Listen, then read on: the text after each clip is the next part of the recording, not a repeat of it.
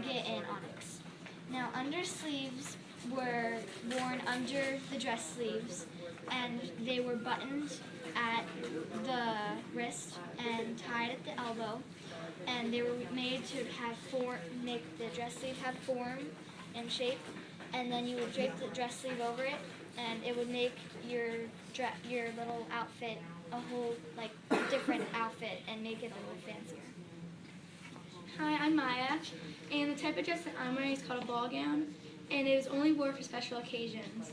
The ball gown or the evening dress often had the straps just below the shoulder and accessories to go with it, like this handbag, earrings, a fan, and gloves. And as you can see, me and Izzy, we are wearing hoop skirts, and they were wore under dresses to make the skirts on top bell out, and they started out bell-shaped in the early 1860s and became more cone-shaped later in the decade. Okay, hi, my name is Grace. I'll be talking about hairstyles, bracelets, and the corded petticoat. First up is the hairstyles. They would wear their hair parted in the middle, but they would never wear all their hair down at once in public. With a fancier evening dress and hairstyle, they would wear some curls hanging down in the front. Their hair would be combed over their ears and secured into a bun. For the bracelets, they would wear bracelets like earrings in pairs, with one of the same on one wrist and one on the other. The corded petticoat is made so it doesn't have as much bulk as the regular hoop skirts. The hoop skirts are made out of whalebone, which is flexible, but the corded petticoat is made out of rope instead of whalebone. It's easier to work around the house with it because if you're near a fire, you won't catch on fire. And if you're working and cleaning, you won't bump as many things over. I'm Aheen, and I'll be talking about hats and stoots.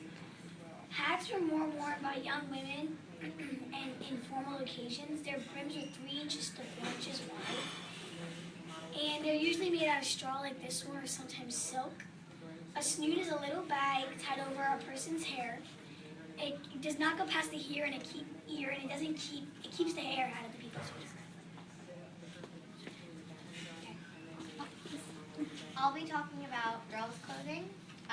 Victorian girls usually wore long dresses made out of linsey woolsey, which is a woven linen and wool blend.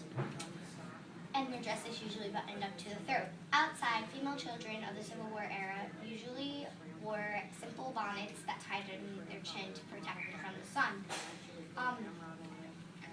Girls usually wore their hair cut until they're about 9 or 10 years old because wearing their hair up had a special significance, meaning that she was older and more mature. Girls dressed like their mothers, but they never wore hoop skirts, and their dresses were mid-calf length instead of ankle length. The dress of a 12-year-old usually ended an inch or two beneath the knee and was lengthened an inch or two each year to gradually reach just below the ankle by age 18. Okay, I'm Lauren. I'm going to be talking about corsets and shoes that they were wearing. First of all, I'm mostly what a poor or a slave would wear. I only have one layer. And a corset is mostly to shape your waist smaller. It's made out of heavy cotton or heavy line. And there's 6 to 8 sections, and right here would be steel or whalebones that are inserted. Mostly, you would just clip these on and tighten them to make it shape your waist. And for shoes, they're mostly made out of cloth or leather, mostly like me and Layla's, except the laces are on to the side. Now we'll be hearing from historical figures. Hi, my name is Mary Chestnut. I was born March 31st, 1823, and I'm married to James Chestnut Jr.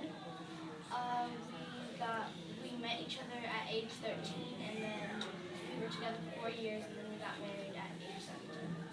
Before I was married to him, my name was Mary Boykin Miller.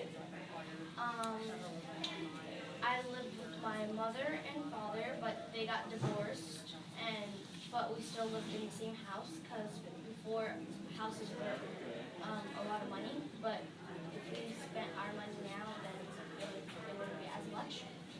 And I was oldest in 4 children, and my father was the governor of South Carolina.